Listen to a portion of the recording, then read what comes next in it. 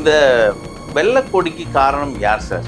ஈரானா அமெரிக்காவா? அப்போ இந்த பயத்தில் தான் இன்னும் இவங்களை வளர விடக்கூடாது அப்படின்னு பேச்சுவார்த்தை என்ற பேரில் நேரடியாக நான் சண்டைக்கு வர்றேன் அப்படின்னா கேட்ட கேள்விக்கு இவ்வளோ தூரம் கதை சொன்னோம் இல்லையா? இந்த கதையில் இப்போ கடைசியாக வந்து ஒரு கேள்வி உங்கள்கிட்ட கேட்பேன். பயங்கர கோவப்பட்டு தடைப்படி போக மாட்டாங்க, விமானப்படை போனாலும் அடிச்சிடுறாங்க, கப்பற்படை வந்து பயங்கரமாக அடிச்சிடுறாங்க. அப்போ என்ன தான் பண்ணுறது? இப்போ நீங்கள் சொல்லுங்கள், வெள்ளைக்கொடி யாரு கண்டது? இல்லை, அதுதான் நான் எதுக்கு சொல்றேன்னா, இப்போ அமெரிக்கா வெள்ளக்கொடி காட்டினா ஏன் எங்க பாகிஸ்தான் பகடைக்காய் என்னன்னா, நோபல் பரிசு ட்ரம்புக்கு கொடுத்தே ஆகணும்னு உண்ணாவிரதம் இருந்தவங்க யாரு? பாகிஸ்தான். அப்போ நமக்கு ஒரு சரியான அடிமை சிக்கியிருக்கான்ப்பா.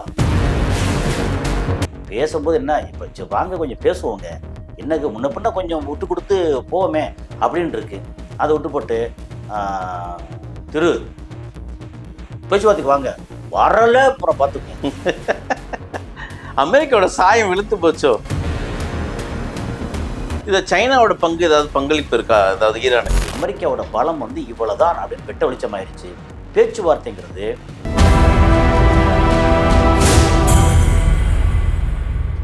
நியூஸ்மேட் நேயர்களுக்கு வணக்கம். இன்றைய நேர்கள் நம்மோடு இருக்கிறார் உலக செய்தியின் பகுப்பாய்வாளர் திரு கசாலி அவர்கள். வணக்கம். வணக்கம். அமெரிக்க அதிபர் என்ன சொல்றாருன்னே அவருக்கே புரியலையா என்னன்னு தெரியல. கிட்டத்தட்ட ஈரான், இஸ்ரேல், அமெரிக்கா இந்த போர் பதற்றம் சூழல்ல ஒரு பேச்சுவார்த்தையோடு முடிவடைஞ்சிடுது. இந்த வெள்ளக்கொடிக்கு காரணம் யார் சார்? ஈரானா அமெரிக்காவா? யார் பணிந்து வந்தது? முக்கியமான விஷயம், நம்ம பேச வேண்டிய விஷயம் வந்து, ஒரு சிறிய நாடு பாகிஸ்தான் போல ஒரு நாடு வந்து சமரச பேச்சுவார்த்தையில ரெண்டு பேரையும் சமரசம் செய்து வச்சுதா அப்படின்ற ஒரு கேள்வி இங்க பெருசா இருக்கு. ஏன்னா பாகிஸ்தான் எது சொன்னாலும் செய்யற இடத்துல இருக்கிறாங்க. அமெரிக்கா நீ ஒரு கட்டளையிட்டா செய்யும். ஆமா, அது போலதான் பாகிஸ்தான் இருக்கு. அமெரிக்காவோட கொத்தடிமை அப்படி கூட நீங்க சொல்லுங்க. அந்த இடத்த யாரு எடுத்துட்டு வந்தா? சரி, இப்போ வந்து நீங்க வெள்ளைக்கொடி முதல்ல வந்து வெள்ளைக்கொடி ஆட்டினது யாருன்னு கேக்குறீங்க. இப்போ நிலைமை வந்து அமெரிக்கா வெள்ளைக்கொடி காட்டுற இடத்துல இருக்காங்களா? நம்பர் 1. ஈரான் வந்து துணிஞ்சு நாங்கள்லாம் அடிப்போம் அப்படின்ற இடத்துல ஈரான் இருக்காங்களா அப்படின்னு ஒரு கேள்வி. இதில் வந்து எப்படின்னா, நான் வந்து இங்கே மட்டும் இல்லை, நியூஸ் மேட்டில் மட்டும் இல்லாமல் வெளியில் நிறைய வேற பேசியிருக்கேன். அதை நம்மளை சம்மந்தப்பட்ட நிறைய நேயர்களுக்கு வந்து தெரியும் இது. ஆனால் நியூஸ் மேட்டுக்காக வந்து கொஞ்சம் டீட்டெயிலாக சொல்லிடலாம். எப்படின்னா, இப்போ உதாரணத்துக்கு அமெரிக்கா மாதிரி ஒரு நாடு, அமெரிக்காவை பின்னாடி இருந்து நல்ல சாவி கொடுத்து, அல்லது நம்ம இந்த மாடு வந்து சண்டி மாடு படுத்துக்கிடுச்சுன்னா வாழை தூக்கி விட்டு புகை காமிப்பாங்க, தீ காமிப்பாங்க. அந்த மாதிரி காமிக்கிறது யாரு அப்படின்னா இஸ்ரேல். அப்படி அமெரிக்காவோட பெரிய நாடு வந்து வாழை தூக்கி பின்னாடி வந்து தீ வச்சு விட்டது அப்படி சொல்லலாம். கிட்டத்தட்ட அதுதான் கரெக்டா இருக்கும். அப்படி வச்சது எப்படி வச்சாங்கன்னா, ஒரு பக்கம் வந்து ஈரானோட சண்டை போட்டே ஆகணும். ஈரான் வந்து பயங்கரமா டெவலப் பண்ணிட்டு இருக்காங்க. ஏகப்பட்ட ஆயுத குவிப்பு, ஆயுதம் செய்கிறாங்கன்ற வேற விஷயம். கொல்லம்பேட்டையில் வந்து இன்னைக்கு வந்து ஒரு அருவா செய்யறா, 2 அருவா செய்யறாங்க. திடீர்னு பார்த்தா வந்து ஒரு 2300 அருவா இருக்கு அப்படின்னு. அப்பா இவ்வளவு அருவாளா, எப்படி வந்துச்சு? இதே வேலையா பண்ணிட்டு இருக்காங்க அப்படின்னா நமக்கு இங்க ஆபத்து. அப்புறம் வெறுமனே இது மட்டும் இல்லை, நீங்க வந்து மிசைல் அப்படிங்கிறது வந்து ஏற்கனவே நம்ம முன்னாடியே நிறைய பேசியிருக்கோம். அதுல cruise missile, hypersonic, supersonic, subsonic, இப்படின்ற மாதிரி சோனிக் மிசைல். சோனிக்னாலே சவுண்டோட வேகம் இருக்குல்ல, அதை கம்பேர் பண்றது. அது போக வந்து பேலிஸ்டிக்கு வந்து short range, medium range, long range, அப்புறம் ஐசிபிஎம், இன்டர்கான்டினென்டல் பேலிஸ்டிக். இப்படி இது எல்லாம் வந்து செஞ்சு குமிச்சுக்கிட்டு இருக்காங்க. சரி, இதாவது பரவாயில்ல. இன்னொரு பக்கம் வந்து ட்ரோன், இந்த ஈரான்ல தயாரிக்கப்பட்ட ட்ரோன், அதுல வந்து முக்கியமான பேர் என்னன்னா ஷாகித் ட்ரோன். நம்ம ஷாகித் அப்படின்னு சொல்லிட்டாலே உலக மக்களுக்கு அவ்வளவு பேருக்கு தெரியும். அப்புறம் செஜில்னு சொன்னா தெரியும், அது வந்து டான்சிங் மிசைல்னு சொல்லி சொல்லுவாங்க. ஸோ இந்த மாதிரி சில விஷயங்கள் பேசி பேசி பேசி நம்ம மக்கள் அது பார்த்த உடனே, செஜில் வந்து டான்சிங் ரோஸ்ன்னு சொல்லி ஒரு படத்துல வந்துச்சுல்ல, சார்பட்டா பரம்பரையில், அது மாதிரி இது டான்சிங் மிசைல். இவன் அடிக்க வந்தா இவன் மாறுறான், அவன் வந்தா இவன் மாறுறான்ற மாதிரி டான்ஸ் பண்றாங்க. அப்போ டான்சிங் மிசைல்னு சொல்லி அதுக்கு ஒரு பேரு. அப்போ ட்ரோனு ஷாகித் ட்ரோனு. ஷாகித்ல நம்பர்ஸ் 129, 136, 149 அப்படின்னு நம்பர்ஸ், அதோட ஆமா வேரியண்ட்டை பொறுத்து அந்த ரேஞ்சஸ். அது இந்த ஷாகித் ட்ரோன்னால தான் இஸ்ரேல் வந்து ரஷ்யா வந்து இன்னும் ரஷ்யாவா இருக்கு. ம். அங்க எக்கச்சக்கமா வந்து கொடுத்தாங்க. அத வந்து இங்க போட்டு அடி அடின்னு அடிச்சாங்க. எதுல? யுக்ரைன்ல. ஸோ அப்பேற்பட்ட ஷாகித் ட்ரோன் அவங்க கையில வச்சிருக்காங்க. அப்புறம் நேத்து வந்து இன்னொரு ட்ரோன ரிலீஸ் பண்ணியிருக்காங்க. ட்ரோன் வந்து ஷாகித் ட்ரோன் எல்லாம் தாண்டி அ பெரிய அளவுக்கு வந்து எக்யூப்டு. அதுக்கு பேர் வந்து என்ன வச்சிருக்காங்க தெரியுமா? காசா. உங்க பேரே வச்சுட்டாங்களா? இல்ல என் பேரு கசாலி. ஆ. பட் காசாங்கிறது முக்கியமான என்ன தெரியுமில்ல? அங்க பாலஸ்தீன்ல வந்து காசான்னு ஒரு பகுதியில அடிச்சாங்கல்ல. Okay, okay. ஓகே. காசாங்கிறது உலகத்துல வந்து முக்கியமான ஒரு பரிதாபத்துக்குரிய ம். ஒரு என்ன சொல்றது? யாரு பார்த்தாலும் அந்த சின்ன சின்ன குழந்தைகளோட கண்ணீர் இருக்குல்ல, ம். அதுக்கப்புறம் பசி பட்னியில தாகத்துல இருக்கிறவங்களுக்கு ஏதாவது கொஞ்சம் உணவு கிடைக்குமான்னு தட்டி ஏந்தி நிக்கிறவங்க மேல வந்து அ ம ம இத வச்சு மெஷின் கன்ன வச்சு அடிச்சாங்க. ஓகே. யாரு? இஸ்ரேல்கள். ம். அந்த மாரி அப்போ காசான்னு பேர் வச்சு, இனி இந்த ட்ரோன் வந்து உங்கள அடிக்கும்டா! அப்படி சொல்ற மாரி முந்தா நாள் ரிலீஸ் பண்ணிருக்காங்க காசான்னு ஒரு ட்ரோன். ம். அப்போ இந்த மாரி அடிச்சு பண்ணிட்டே இருக்காங்கல்ல, இவன வந்து ஈரான இப்படியே விட்டோம்னா, ம். அடுத்த கட்டம் என்னாச்சு? ட்ரோன் வந்துச்சு, மிசைல் வந்துச்சு, எல்லாம் வந்துருச்சு. அந்த மிசைல் வந்து சுமந்துட்டு போறது நார்மலா அ வெடிகுண்டு. ஒரு ட்ரோன் போறது 30 கிலோ, 40 கிலோ. மிசைல் வந்து 300 கிலோ, 400 கிலோ, 700 கிலோ, ம். 1 டன்னு. இப்போ 1 டன் வெடிகுண்டுன்னா, அதோட வீரியம் எவ்வளோ இருக்குன்னு பாருங்க. நமக்கு வந்து சும்மா தெரிஞ்சுக்கிறதுக்காக ஒரு சின்ன விஷயத்த சொல்லலாம். நம்ம தீபாவளி டைம்ல இது என்ன ம். முன்னாடி சொன்னதான், ஆனா ஞாபகத்துக்காக சொல்றோம். த நமக்கு வந்து இந்த அணுகுண்டு, ம். லட்சுமி வெடி, ம். இந்த மாரி வெடி இருக்குல்ல, அதுலயும் வந்து வெடிபொருள் தான். ஆமா. நைட்ரஜன், நைட்ரேட் சம்மந்தப்பட்ட ஒரு சின்ன ம். வெடிபொருள் தான். ஓகே. அது எத்தன கிராம் இருக்குன்னு நினைக்கிறீங்க? சும்மா ஒரு மில்லிகிராம்ஸ். 1 gram, 2 gram. அத வந்து அடிச்சாலே, டமால்னு அடிக்கிற அடி நமக்கு வந்து காது செவுடாயிற மாரி ஆமா. இருக்கு. சரி. அந்த 1 கிராம், 2 கிராம்.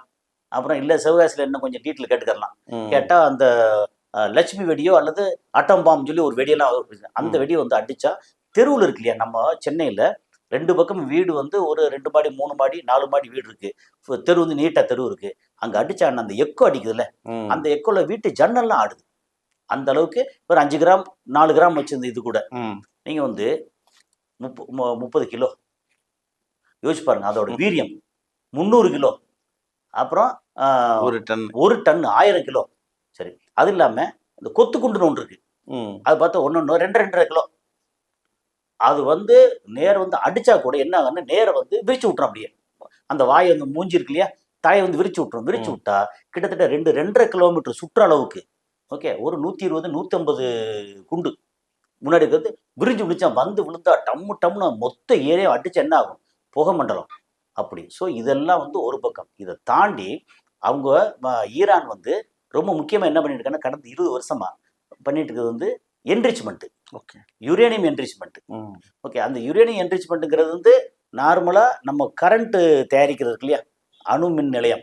அதுல யுரேனியோட செறிவு எவ்வளோ இருக்கலாம்னா 3லேருந்து 7%. ம். ஒரு மண்ணுன்னு வச்சுக்கங்களேன். மண்ணுல யுரேனியம் இருக்கு. ம். அந்த யுரேனியத்தோட செறிவு வந்து அல்ல அந்த தனிமம். அதோட செறிவு வந்து ஒரு 7% வரைக்கும் யுரேனியம் இருந்தா, அது வந்து எரிக்க முடியும். ம். அதுல ரேடியேஷன் இருக்கும். எரிக்க முடியும். அது வந்து எரிச்சு அப்புறம் அந்த ம D2Oன்னு சொல்லி கனநீர். அத வச்சு அப்படியே ஒரு மாரி பண்ணுவாங்கன்னு வச்சுக்கோ. அந்த ஹீட்டு அதில தண்ணி சூடாகி அதில டர்பைன் சுத்துறது. அப்படி வச்சுக்கோமே. ஆனா, அணுகுண்டுக்கு தேவைப்படுற என்ரிச்மென்ட் இருக்குல்ல, அது 90% வேணும். ம். அப்ப மத்த எல்லாத்தையும் கசட பூரா நீக்கி பியூரா இருக்கணும். நமக்கு வந்து தங்கம் 24 கேரட் மாரி வேணும். ம். அப்படி வந்து யுரேனியம் வேணும். அந்த யுரேனியத்த வந்து என்ன பண்ணாங்கன்னா, 60% ஏற்கனவே பண்ணி வச்சிருக்காங்க. அது 450 கிலோ. ம். அதுல வந்து ஒரு 11, 12 குண்டு செய்யலாம்னு சொல்றாங்க. 450 கிலோல. அப்போ 60% வந்து 90%ஆ மாத்துனா தான், இவங்க சொல்லக்கூடிய அளவுக்கு வீரியமான அணுகுண்டா மாறும். அந்த 60% கையில இருக்குல்ல, அது ம். 90%ஆ மாறணும்னா, எத்தன நாள்ல பண்ண முடியும்? 15 நாள் போதும். ம். பண்ணிறலாம்.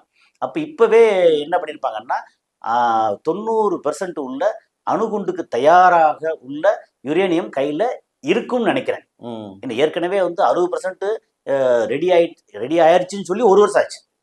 இடையில வந்து ஃபுல்லா அந்த நட்டான்ஸ், ஃபர்டோ அண்ட் இஸ்பஹான் அந்த ஏரியால பூரா குண்ட போட்டாங்க. அதெல்லாம் சரி பண்ணி திரும்ப உள்ள வேலை நடந்துகிட்டு இருக்கு. என்ன நடந்தாலும் இப்போதைக்கு வந்து ஃபுல்லா அணு ஆயுதம் தயாரா இருக்கிறதா தான் தோணுது. ஈரான்ல. ஈரான்ல. ம். அந்த அணு ஆயுதத்த சுமந்துட்டு போறதுக்கு பாலிஸ்டிக் மிசைல் இருக்குல்ல, அந்த மிசைல் வந்து அ ரொம்ப முக்கியமான மிசைல் சொல்லுவோம்னா என்னன்னா, ஹஜ் காசிம் ஒண்ணு சொல்லுவோம். செஜில் மிசைல் தான் வந்து டான்சிங் மிசைல் சொல்லுவோம். ம். அதோட ரேஞ்ச் வந்து 2000 கிலோமீட்டர். அதுக்கப்புறம் கொ கொரம் ஷாகர்னு ஒண்ணு இருக்கு. அப்புறம் ஃபத்தா 1 ஃபத்தா 2 இருக்கு. அதெல்லாம் 1500 கிலோமீட்டர், 700 கிலோமீட்டர், 1000 கிலோமீட்டர், 1500, 2000 கிலோமீட்டர், அந்த ஃபத்தாலாம் அந்த ரேஞ்சில். அதுக்கப்புறம் குரம்ஷாகர் 1, 2, 3 அப்படிங்கிறது ரேஞ்ச் கம்மி, 400, 500, 700, 1000ன்னு. அது இல்லாமல் நீங்கள் குரம்ஷாகர் 4 அப்படின்னா அது வந்து சொல்லவும் உங்களுக்கு ஞாபகத்துக்கு கொண்டு வரும். அது வந்து 2000 கிலோமீட்டர் போகும். அப்புறம் சமீபத்தில் அதை வந்து இம்ப்ரூவ் பண்ணி 4000 கிலோமீட்டருக்கு அடிச்சாங்க. அது எங்கே தெரியுமில்ல? இந்த இந்திய பெருங்கடல்ல அமெரிக்காவோட தளம் ஒன்று தெரியுமில்ல, அங்கே அடிச்சாங்க. அது ஈரான்ல இருந்து 4000 கிலோமீட்டர், குரம்ஷாகர் 4 அப்படி. இந்த மாதிரி அதை அடிச்ச உடனே எல்லாம் மிரண்டாங்க. ஆனா ஒரு 8ஓ 10ஓ 11,000 கிலோமீட்டர் போற அளவுக்கு குரம்ஷாகர் 5 அதை வந்து ரெடி பண்ணி வச்சிருக்காங்களாம். அப்போ அது தலையில வந்து இந்த அணு ஆயுதம் இருக்குல்ல, இதை தூக்கி வச்சு இங்கேருந்து ஈரான்லேருந்து தட்டி விட்டா போதும், நேராக அமெரிக்காவோட முக்கால்வாசி இடங்களுக்கு போய் சேரும். போனால் அப்போ என்ன, அமெரிக்காவும் ஈரானோட கண்ணுக்குள்ளே வந்துருச்சா, கண்ட்ரோலுக்குள்ள வந்துருச்சு. இது போகிற வேகத்துக்கு அதை வந்து திருப்ப வானத்திலே தாக்கவும் முடியாது. அவன் கையில் இருக்கிறது அதிகபட்சமான தாடு இருக்குது, தாடே அடித்து நொறுக்கியிருக்காங்க. அதனால் ஒன்றும் செய்ய முடியாது. அப்புறம் நேராக போய் அடித்து அங்கே நியூயார்க்லேயோ வாஷிங்டன்லேயோ வேறு வேறு நாடுகள் நகரங்கள்லேயோ விழுந்து அப்படின்னா அமெரிக்கா வந்து சுக்குநூறாயிரும். முழுசாக இல்லாட்ட கூட பாதியாவது போயிடும். போச்சுன்னா அந்த அந்த இடங்கள்ல இன்னும் ஒரு 100-200 வருஷத்துக்கு புல்லு பூண்டு முளைக்காது. அப்போ நீ அடித்தா நானும் அடிப்பேன்ற அளவுக்கு இங்கே வந்துட்டாங்க. அப்புறம் அவங்களுக்கு அவ்வளோ போகுது அப்படின்னா இந்த பக்கத்து ஒருத்தன் வந்து சுல்லா மாதிரி இஸ்ரேல், அவனுக்கு வந்து 1200 1300 கிலோமீட்டர் அதிகபட்சம் ஈரான்ல இருந்து அங்கே போகிறதுக்கு. அந்த 1300 கிலோமீட்டருக்கு நிறைய மிசைல் வச்சிருக்காங்க. அது தலையில வந்து ஒரு 2ஓ 3ஓ அடிச்சு விட்டா போதும், மொத்த இஸ்ரேலும் காலியாயிரும். அப்ப இந்த பயத்துல தான் இன்னும் இவங்களை வளர விடக்கூடாது அப்படின்னு பேச்சுவார்த்தை என்ற பேர்ல நேரடியாக நான் சண்டைக்கு வர்றேன் அப்படின்னா நீ வந்து வர நிற்பாங்க. இல்லை நீங்க இதை பண்ணக்கூடாது அதை பண்ணக்கூடாதுன்னு சொல்லி இவங்களை வந்து அப்படியே திசை திருப்புறது பேச்சுவார்த்தைக்கு. பிப்ரவரியில் பேச்சுவார்த்தை நடந்துச்சு. 23ஆம் தேதி 24ஆம் தேதி ஆரம்பிச்சு 28ஆம் தேதி பேச்சுவார்த்தை, 28க்கு முன்னாடி 26, 27 அந்த டைம்ல பேச்சுவார்த்தை, 3ஆம் கட்ட பேச்சுவார்த்தை ஜெனீவாவில் நடந்துச்சு. நடந்த உடனே ஓகே கொஞ்சம் பாசிட்டிவா வருது. அடுத்த கட்ட பேச்சுவார்த்தை மார்ச் 2 அப்படிங்கிற 28ஆம் தேதி எல்லாம் ஒன்று கூடுறாங்க. அந்த டைம்ல ரம்ஜான் மாசம் தானே, ஒன்று கூடுறாங்க. உள்ள உட்காந்துருக்கும் போது பங்கர்ல கீழே இருக்காங்க. அப்புறம் பங்கர் பஸ்ட்னு சொல்லி அது ஒரு தொலைக்கிற ஒரு அமெரிக்காவில் ஒரு முக்கியமான குண்டு இருக்கு. அந்த பங்கர் பஸ்டருக்கு வந்து தனியாக ஒரு சப்ஜெக்டே இருக்கு. ஓகே, அது தனியாக பேசுவோம். பங்கர் பஸ்ட் எப்படி வேலை செய்யும்னு. ஓகே, ஸோ அதை போட்டு கிட்டத்தட்ட 900 குண்டு, 1 2 இல்லை, அங்கே அடித்தாங்க. அதுக்கப்புறம் சப்மரீன் இருக்குல்ல, நீர்மூழ்கி கப்பல்ல இருந்து அமெரிக்கா, அதுல இருந்து டொமஹாக்னு ஒரு ஏவுகணை, அது ஸ்டெல்த்து, எந்த ரேடார் கண்ணிலையும் படாது. காரணம் பூமியிலிருந்து குறைஞ்ச உயரத்தில் வேகமாக பறக்கும். பறந்து வந்து கரெக்டாக வந்து அந்த ஸ்கூலில் போய் அடித்தது. ஒரு 168 புள்ளியெல்லாம் செத்தாங்க. ஸோ இந்த மாதிரி நடந்துருச்சு. நடந்ததுக்கப்புறம் அப்பா பெருந்தலைகள்லாம் போட்டு தள்ளிட்டோன்னு வந்தாங்கல்ல, வந்தா அதுக்கப்புறம் வந்து அடுத்த கட்டம் மலன்னு முடிஞ்சு அடுத்த கட்டம் வந்து அயத்துல்லா கமினி அலி கொமேனி போயிட்டாருன்னா அவர் மகன் முஸ்தபா கமினி அடுத்த கட்ட தலைவர். அப்புறம் அலி லாரிஜான்னு ஒருத்தர் இருக்கிறாரு, இவர் இருக்கார், எல்லாம் இருக்கா. அடுத்த கட்டத்துக்கு வந்துட்டாங்க. வந்த உடனே என்ன செய்யணும்னு தெரியல. ஆனால் அன்னைக்கு வந்து இஸ்ரேல் வந்து போட்டு மொத்துன்னு முத்துனாங்க. சரி, அப்புறம் அரபு நாடுகள் வந்து நீங்கள் தானே இடம் கொடுத்தீங்க இவங்களுக்கு அப்படின்னு அரபு நாடுகளோட இடத்த பூரா அடி அடிச்சாங்க. யாரு? அமெரிக்காவோட தளங்கள் மட்டும் ஃபுல்லாக அடிச்சு. இவ்வளோலாம் நடந்துருச்சு. இப்போ இவ்வளோ தூரம் எல்லாம் ஓகே தானே. சரி, இப்போ வந்து அடிச்சு முடிச்சாங்க. அமெரிக்கா பலசாலி தானே, பலசாலி தான். அதுக்கப்புறம் என்ன பண்ணாங்கன்னா இவங்களோட அந்த யுஎஸ்எஸ் ஆப்ரஹாம் லிங்கன்ற பெரிய கப்பல், ஆமா அது ஒண்ணு. அப்புறம் இன்னொரு கப்பல் வருது. அப்பா இவரே பெருசுனா அவரோட கொஞ்சம் பெருசு, யுஎஸ்எஸ் ஜெரால்டு ஃபோர்டு, அது வருது அப்படின்னு சொல்லி சொன்னாங்க. உண்மையிலே பெரிய பெருசு. ஒரு இதில் பார்த்தா 70 ஃபைட்டர் ஜெட் நிற்குது. ஒரு ஃபைட்டர் ஜெட்டும் F-15, F-16, 18, 22, F-35 அப்படின்னு பயங்கரமான ஃபைட்டர் ஜெட்டு. அந்த ஃபைட்டர் ஜெட் எல்லாமே ஸ்டெல்த்து. அப்படின்னா அது போகிற வேகத்துக்கு ரேடார் கண்ணில் படாது. அப்படி அதை வந்து ரேடார் கண்ணில் படலைன்னா அதை திருப்பி அடிக்க முடியாதுல்ல, ரிட்டலியேட் பண்ண முடியாது. அப்படி அந்த மாதிரி ஒரு சூழ்நிலை இப்படி பயங்கரமாக வருது. இப்போ என்ன ஆகி போச்சு, கப்பல் இருக்குது, அதில் ஃபைட்டர் ஜெட் இருக்குது, அப்புறம் இங்கே எல்லா ஏகப்பட்ட நிலைகள் இருக்குது, அங்கே எல்லாம் இருக்குது. அப்புறம் வந்து இஸ்ரேல் அவங்க எக்கச்சக்கமான ஆயுதம் இருக்குது. அவன் திரும்ப போட்டு அடிக்கிறாங்க ஈரானை. அந்த டைமும் என்னாச்சு, கப்பல் அடிச்சாங்க, பெரிய கப்பலை விட்டால் இன்னும் கொஞ்சம் ஜாஸ்தி கப்பல் ஓட்டையாக இருக்கும். அதுக்கெல்லாம் கப்பல் திரும்பி பின்னாடி போயிடுச்சு ஆப்ரஹாம் லிங்கன். அப்புறம் இந்த இதில் எரிஞ்சிருச்சா சொல்ல, உள்ளுக்குள்ளே லேண்டில் எரிஞ்சிருச்சுன்னு சொல்லி பொய் சொல்லிட்டு அவங்க வந்து கிளம்பிட்டாங்க. இது ஜெரால் ஃபோர்டு. அப்புறம் F-15 வந்து குவைத்தில் பார்த்தா அடிபட்டு கீழே விழுவுது. F-15, F-16. அப்போ என்னடா இப்படி அடிக்கிறாங்கன்னு பார்த்தா F-35 அது வேற வந்து ஒரு ரெக்கையை உடஞ்சி கீழே விழுவுது அது. அப்புறம் அந்த விமானி வந்து தப்பிச்சு போகிறாங்க. அந்த அளவுக்கு தப்பிச்சு. அப்போ என்னடான்னா ஈரானோட வலிமை வந்து பயங்கரமா உலகுக்கு பறைசாற்றினது. நீங்க கேட்ட கேள்விக்கு இவ்வளவு தூரம் கதை சொன்னோம் இல்லையா? இந்த கதையில இப்ப கடைசியா வந்து ஒரு கேள்வி உங்ககிட்ட கேட்பேன். அமெரிக்கா எந்த விதத்திலையும் ஈரானை வெல்ல முடியல. ஓகே, கடல் ஒண்ணும் பண்ண முடியல. வானத்துல எல்லாம் அடிச்சு முடிச்சிட்டாங்க. அதாவது அங்கிருந்து வர போற அடிச்சிட்டாங்க. அதுக்கப்புறம் வந்து தரைப்படை போகணும் அப்படின்னா கார்க் ஐலண்ட்ல திடீர்னு வந்து குண்டு போட்டாங்க. அதுக்கு பகரமா நிறைய இடங்களை திருப்பி அடிச்சாங்க. அப்போ என்னாச்சு? ஒன்றும் பண்ண முடியல. தரைப்படை போகணும், தரைப்படை போக முடியாதுன்னு சொல்லிட்டு அவங்களுடைய சீஃப் இருக்காங்கல்ல அமெரிக்கால, அவங்க வந்து ரெஃப்யூஸ் பண்ண உடனே அவங்கள பூரா டெர்மினேட் 12 பேர் வேலையை விட்டு தூக்கிட்டாங்க அமெரிக்கால. கோபம் அந்த பீட்டர் ஹெட்செட்னு சொல்லி அந்த மினிஸ்டர், அது கோபம் அந்த செக்ரட்டரி அது வச்சுக்கோங்களேன், பயங்கர கோவப்பட்டு தரைப்படை போக மாட்டாங்க. விமானப்படை போனாலும் அடிச்சிடுறாங்க, கப்பற்படை வந்து பயங்கரமா அடிச்சிடுறாங்க. அப்ப என்னதான் பண்றது? இப்ப நீங்க சொல்லுங்க, வெள்ளைக்கொடி யாரு காட்டினது? ஈரான் தான். ஈரானுக்கு வெள்ளைக்கொடி காட்டுறதுக்கு தேவையில்லை. ஈரானு தான் திருப்பி பயங்கரமா அடிக்கிறாங்க. அமெரிக்கா வந்து எதிர்பார்த்தது வேற இல்ல. அதுதான் நான் எதுக்கு சொல்றேன்னா, இப்போ அமெரிக்கா வெள்ளைக்கொடி காட்டினா ஏன் இங்க பாகிஸ்தான் பகடைக்காயாக்குறாங்க? என்னன்னா, சரி இப்போ அமெரிக்கா நேரடியா ஈரானை கூப்பிட்டு எப்பா நீ பேச்சுவார்த்தைக்கு வாப்பா அப்படின்னு கூப்பிட்டா முடியாதுன்னு சொல்லிட்டாங்க. முதல்ல பேச்சுவார்த்தை வரணும்னா முடியாதுன்னு சொல்லியாச்சு. சரி, அப்புறம் வேற யாரும் கூப்பிடலாம்? சவுதி அரேபியா கூப்பிட்டா முடியாது. ஏன்னா ஏற்கனவே சவுதி வேற அடி வாங்கிட்டு இருக்காங்க ஈரான்கிட்ட. அந்த ஜிசிசி கண்ட்ரி அத்தனை அடி வாங்கியிருக்காங்க. அதுக்கப்புறம் நான் ஜிசிசியில் இவன் ஜோர்டான் அடி வாங்கியிருக்கான். ஜோர்டானோட அமெரிக்க நிலையில் பயங்கரம் அடிச்சிருக்காங்க. அப்புறம் ஈராக்ல அமெரிக்க நிலைகள், அமெரிக்கா வந்து ஆயுத குவிப்பு வச்சிருப்பாங்க, அந்த குவியலில் போட்டு தாக்கிட்டாங்க. அப்புறம் ஈராக்கு பேச்சுவார்த்தைக்கு வர முடியாது. ஏன்னா அமெரிக்காவோட அது ஒரு வகையான அடிமை. ஜோர்டான் வந்து ஈரானும் மதிக்க மாட்டாங்க. இந்தியா வந்து பேச வைக்கலாம், சைனாவோ ரஷ்யாவோ பேச வைக்க முடியாது. ஏன்னா அது அமெரிக்காவுக்கு எதிரி. இந்தியா வந்து அமெரிக்காவுக்கு கொஞ்சம் ஆதரவான நாடு. ஆனால் இந்தியாவை பேச வைக்கலாம்னா இந்தியா யாருக்கு ஆதரவா பேசும், என்ன பண்ணுவான்னு அவங்களுக்கு வந்து ஒரு பெரிய குழப்பம். அமெரிக்கா என்ன சொன்னாலும் எஸ்ஆர் அப்படின்னு முன்னாடி வர்றது வந்து பாகிஸ்தான். பாகிஸ்தான் வந்து அவ்வளோ பெருசா ஒரு நல்ல பேர் வாங்கின நாடு இல்லை. ஏற்கனவே வந்து தீவிரவாதிகளை உரம் போட்டு வளர்க்குற நாடு பாகிஸ்தான். ஆனா போன வருஷம் கூட இல்லை, சில மாசங்களுக்கு முன்னாடி இந்த நோபல் பரிசு இருக்குல்ல, நோபல் பரிசு வந்து ட்ரம்ப்புக்கு எனக்கு வேணும்னு கேட்டு நின்னார்ல, அப்போ நோபல் பரிசு ட்ரம்ப்புக்கு கொடுத்தே ஆகணும்னு உண்ணாவிரதம் இருந்தவங்க யாரு?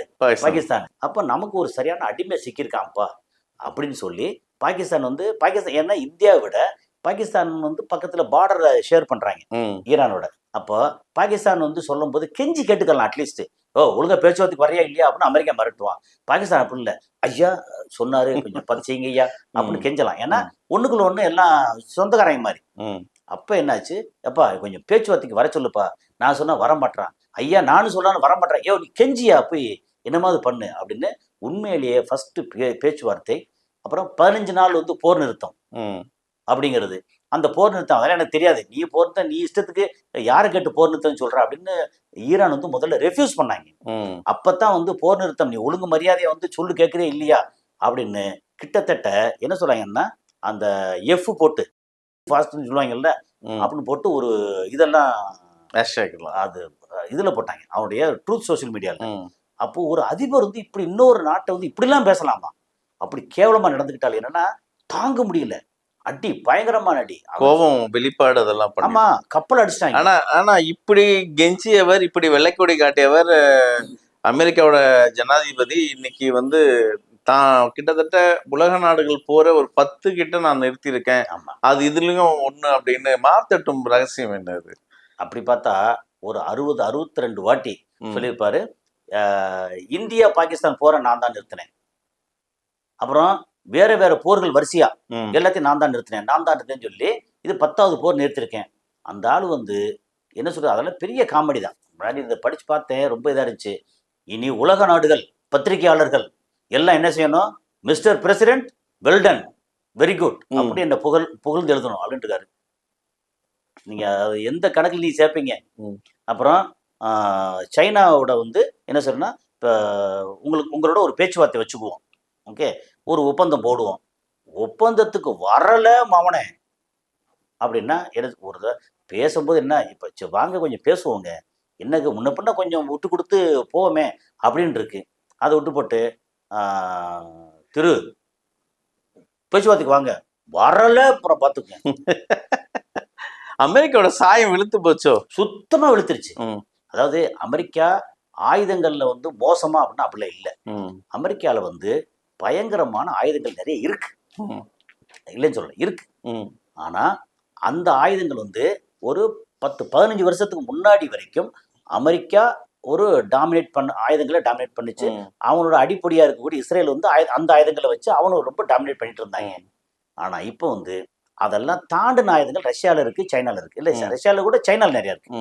ஓகே, இந்தியாவில் நிறைய ஆயுதங்கள் இருக்கு. இந்தியாவில் வந்து அக்னியால் 8000 கிலோமீட்டர் தாண்டி போகுது. ஓகே, இந்தியா ஆயுதங்கள் இருக்கு, ட்ரோன் இருக்கு, நிறைய இருக்கு. அப்புறம் ஈரான்ல பார்த்தா எல்லாத்தையும் தாண்டியா வந்து ஆயுதம் வந்து வெறும் ஆயுதம் அப்படி இல்லாம ஆயுதம்னு குமிச்சு வச்சிருக்காங்க. அவன்கிட்ட வந்து ஒரு 1000 மிசைல் இருக்குன்னா இங்க 10,000 மிசைல் வச்சிருக்காங்க. சோ குவாண்டிட்டி ரொம்ப. அமெரிக்கா நிறைய ஆயுதங்களை ஜெலன்ஸ்கிக்கு கொடுத்து இழந்திருக்காங்க. ஆமா, அதுல ஒரு டிராபேக் தான் இந்த ஈரான் அடிக்க முடியல அமெரிக்காவால. அப்படிலாம் இல்ல, நீங்க ஈரான் அடிக்கிறதுக்கு இன்னும் எத்தனை ஆயுதத்தை கொண்டு அடிச்சாலும் சரி, ஈரான் வந்து ஆயுதங்களை பூரா வந்து அண்டர் கிரவுண்ட்ல வச்சிருக்கான். அப்படிலாம் ஈஸி அடிக்க முடியாது. மக்களை கொல்லலாம், வீடுகளை அடிக்கலாம், எல்லாம் செய்யலாம். அந்த ஈரானோட ஆயுதங்களை ஒண்ணுமே செய்ய முடியாது. அங்க மலை ஏரியா இருக்கு, மலைக்கு கீழே வந்து குடைஞ்சு உள்ள வந்து பார்த்தா ரோடு போட்டு இதை போட்டு ஏர்போர்ட் வரைக்கும் வச்சிருக்காங்க அண்டர் கிரவுண்ட்ல. அப்படிங்கும்போது அவங்க எப்படி அடிப்பீங்க? நீங்க பங்கர் பஸ்ட் அடிக்கிறதுக்கு வந்து ஒரு 200-220 அடி வரைக்கும் உள்ள போகும். அவன் 300 அடி 350 அடி 500 அடியில் வச்சிருக்காங்கல்ல, அப்ப எப்படி போய் அடிப்பீங்க? அவன் வந்து தொடவே முடியாது உங்களால. அப்படி ஒரு சூழல்ல அவன் பயங்கரமா இருக்காங்க. அப்ப என்ன செய்வீங்க? அப்போ அவன்கிட்ட வந்து இப்போ 4 வருஷமா ஜெலன்ஸ்கி கொடுத்த அந்த ஆயுதங்கள் இருந்தா கூட இதெல்லாம் பயங்கரமா போட்டு அடிக்கலாமே ஒழிய வேற ஒன்றும் செய்ய முடியாது. அதே நேரத்துல அப்படி ரொம்ப அழிச்சிருந்தா இவன் ஈரான் இருக்கான்ல, அவன் வந்து இஸ்ரேலை பொசுக்கி இருப்பாங்க நேரம் டோட்டலா. இப்ப இஸ்ரேல் வந்து கொஞ்சம் கொஞ்சம் விட்டு வச்சிருக்காங்க. ஏற்கனவே இப்போ சமீபத்துல இஸ்ரேல் வாங்கியிருக்க அடி இருக்குல்ல, கடந்த ஒரு மாசத்துல இப்ப 15 நாள் போர் நிறுத்தி யாருக்காக பண்ண நினைக்கிறீங்க? இஸ்ரேலுக்கு அடி தாங்க முடியல. இன்னும் விட்ட இஸ்ரேல் வந்து மொத்தத்துக்கு சோழி முடிச்சிருப்பாங்க. அப்புறம் போர் நிறுத்தம், பேச்சுவார்த்தை தோல்வி, அடுத்து இன்னும் 2 நாள்ல அடுத்து ஒரு பேச்சுவார்த்தை, அந்த பேச்சுவார்த்தை தோல்வி அடைய போகுது. ஏன்னா இன்னைக்கு வந்து எல்லாம் சொல்லியாச்சு, நாங்க வந்து இதெல்லாம் எதையும் ஹேண்ட் ஓவர் பண்ண மாட்டோம், ஒன்றும் பண்ண மாட்டோம், நாங்க சொன்ன 10 பாயிண்ட் அப்படியே இருக்கும்.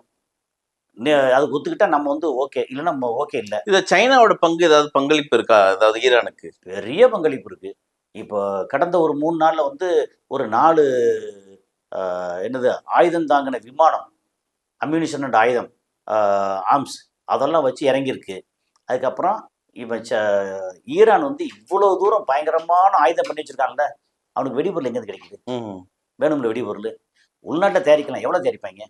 ஸோ சைனா கொடுக்குற வெடிபொருள் எக்கச்சக்கமான வெடிபொருள். பின்னாடி வந்து இப்போ நீங்கள் வந்து சொல்லிட்டோம் 200 கிலோமீட்டர் போகுது, அப்படி 200 கிலோமீட்டர் போகிறதுக்கு பின்னாடி வந்து வெடிபொருள் வந்து உதாரணத்துக்கு ஒரு 100 கிலோ வேணும்.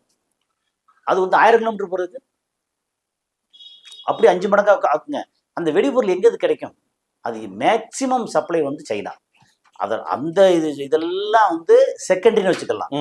ஆனா இப்ப சமீபத்துல இந்த கடந்த ஒரு மாசமா சைனாவும் ரஷ்யாவும் ஈரானுக்கு பண்ணியிருக்க விஷயம், முக்கியமான விஷயம் என்ன தெரியுமா? Intelligence, satellite intelligence. என்னன்னா, நான் வந்து டீட்டெயில் எடுத்த வரைக்கும் என்ன வந்துச்சுன்னா, அமெரிக்கா வந்து இந்த உளவு பார்க்கறதுக்காக, இந்த உளவு பார்க்கறதுக்காக அவன் மேலே அனுப்பிச்சு விட்டுருக்க சேட்டலைட் இருக்குல்ல, அது வந்து 25-26 அது வேற வேற சேட்டலைட் இருக்கு. ஆனா இதுக்காக மட்டும் இந்த பர்பஸ் இந்த உளவுக்குன்னு இது போக வேற ட்ரோன் வந்து MQ-9 ரீப்பர் ட்ரோன் ஒன்று இருக்கு. அதெல்லாம் வந்து 13-14 ட்ரோனை வந்து கீழே அடிச்சு இறக்கிட்டாங்க. எங்க ஒரு 20,000 அடி 26 அடி மேல போய்கிட்டு இருக்கிறது எல்லாத்தையும் 50,000 அடி போனது ஏற்கனவே சொன்னாங்க, அது எனக்கு தரவு இல்லை. அப்போ அதெல்லாம் அதுவும் வந்து எப்படின்னா உளவு. அதே மாதிரி என்ன E3 அவாக்ஸ்னு ஒரு பெரிய ஃப்ளைட்டு, $700 மில்லியன் வேல்யூ ஃப்ளைட்ன்றாங்க. அது சவுதியில் இருந்துச்சு, அதையும் அடிச்சுட்டாங்க. அது இருந்த ஃப்ளைட்டை போட்டு அடிச்சு நொறுக்கிட்டாங்க அதை. ஸோ அப்போ எக்கச்சக்கமான இது வந்து உளவு நிறையா பண்ணுறாங்க. அங்கே மேலே சேட்டலைட் உளவு இருக்கு இல்லையா, அது வந்து எப்படின்னா ஒரு சேட்டலைட் மட்டும் இல்லாமல் ஒரு 25 சேட்டலைட்னா இந்த சேட்டலைட்டு இந்த ரீஜனில் இருக்குது, அந்த சேட்டில் அந்த ரீஜனில் இருக்குது. இதையும் கனெக்ட் பண்ணி மொத்தத்துக்கு பெரிய மேப்பா போடுவாங்கல்ல, ம். அப்படி போடுறதுல இவன் வந்து 25 26 சேட்டலைட்னா சைனா வந்து 54 சேட்டலைட்டா. வா. அப்போ மொத்த ரீஜன் வந்து அவன் கையில வந்து இல்ல டீடைல்டா இருக்கு. மல்டிபிளா கொடுத்துருக்கான். ஆமா. அது போக அந்த கிளாரிட்டி இருக்குல்ல, அதுனா நம்ம வந்து நார்மலா ஃபோன்ல வந்து கூகுள் மேப் பார்த்தோம்னா ம். ஒரு 100 மீட்டர் வரைக்கும் வரும். ம். ஓரளவு அது கீழ வந்தா ஒரு மாதிரி பிளர் ஆயிடும். ஆமா. ஓகே. அவன் வந்து எடுக்கிறது இருக்கு இல்லையா, கீழ கார் போச்சுன்னா அதோட நம்பர் பிளேட் தெரியிற அளவுக்கு வச்சிருக்காங்க. இல்ல அத நீங்க படிச்சு பாருங்களேன். ம். வரும் அதுல.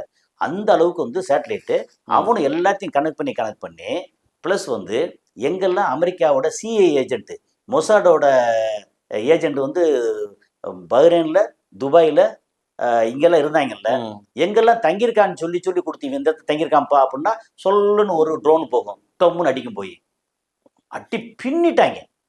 அதாவது அமெரிக்காக்காரன், அமெரிக்காவில் இருக்க சிஏ உளவாளி, அப்புறம் மொசாடு உளவாளி தேடி தேடி அடிச்சாங்க. எப்படிரா இவங்களுக்கு தெரியுது அப்படின்னா, ஈரான் வந்து இன்டெலிஜென்ஸ் அவ்வளோ பெருசா அப்படின்னா அவ்வளோ பெருசு இல்லை. ம். ஆனா ஈரான் வந்து சொந்தமாவே இப்போ சேட்டலைட் விட்டுருக்கான், ம். சமீபத்தில் விட்டுருக்கான். ஓகே, ஈரான் கீழே சேட்டலைட் இருக்கு. ஆனா இவங்க அளவுக்கு வந்து முடியல இல்லை. அதை பூரா ரஷ்யாவும் சைனாவும் இவனுக்கு வந்து பகிர்ந்து கொடுத்தது. அப்படி கொடுக்க போய் தான் கண்காணாம அடிச்சது. கடலுக்குள்ள அவன் கப்பல் இருக்கு, ம். அமெரிக்க கப்பல். அவனோட ஜிபிஎஸ் எல்லாம் ஆஃப் பண்ணிட்டான் அப்படின்னா இவன் அனுப்புற இது இருக்கு இல்லையா மிசைல், ம். அது எங்க போய் அடிக்கும்? அதை டீட்டெயில் கொடுக்கறது ஏன்னா அங்க மேலேருந்து பார்த்து இந்த கப்பல், இந்த கப்பலோட ஷேப்பு இதெல்லாம் பார்த்து இது இந்த கப்பல், இதோட ஓனர் இவரு, இங்க நிக்குது, இந்த இடத்துல நிக்குதுன்னு போனா கரெக்டா ட்ரோனு மிசைலு சல்லுன்னு போட்டு அடி. அந்த டீட்டெயில் வந்து ஹவுதிஸுக்கும் கொடுத்தாங்க, அவனும் போட்டு அடின்னு அடிச்சாங்க. ம். ஸோ இந்த மாதிரி உளவு சொன்னதுல இன்டெலிஜென்ஸ் இருக்கு இல்லையா, அதுல வந்து சைனா வந்து பயங்கர சப்போர்ட்டு ப்ளஸ் மெட்டீரியல் சப்போர்ட்டு. இப்போ 2-3 நாளைக்கு முன்னாடி ஒரு 58 டன் மெடிசன் பொருள் இருக்குல்ல, ம். அதை வந்து ஈரானுக்கு வந்து கொடுத்துருக்காங்க. ஏன்னா இப்போ அடி நிறைய வாங்கினாங்க. ஈரானோட அடியெல்லாம் மக்கள் நிறைய ஒரு 5000-6000 பேர் வந்து சொல்றாங்க. கண்டிப்பா. அப்புறம் காயம்பட்டவங்க இருக்காங்கல்ல, காயம்பட்டவங்க வந்து 20-30,000 பேர் இருப்பாங்க. அப்போ அவ்வளோ பேருக்கு மருந்து வேணும்ல, ம். அந்த மருந்து எல்லாத்தையும் கொண்டு வந்து கொடுத்துருக்காங்க.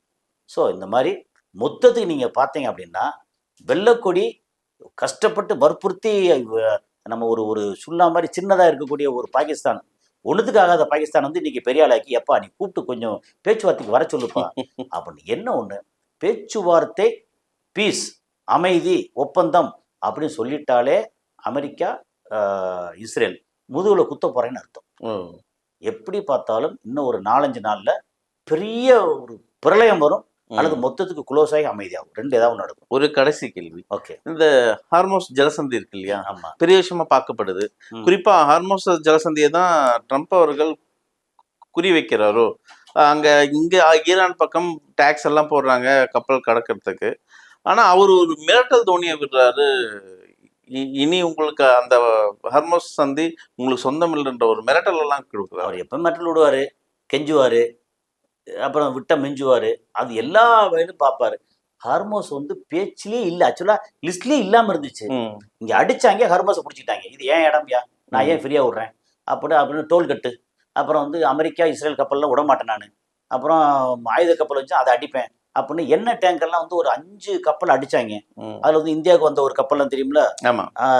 தாய்லாந்து கப்பல், அதெல்லாம் அடிச்சு எரிச்சிட்டாங்க.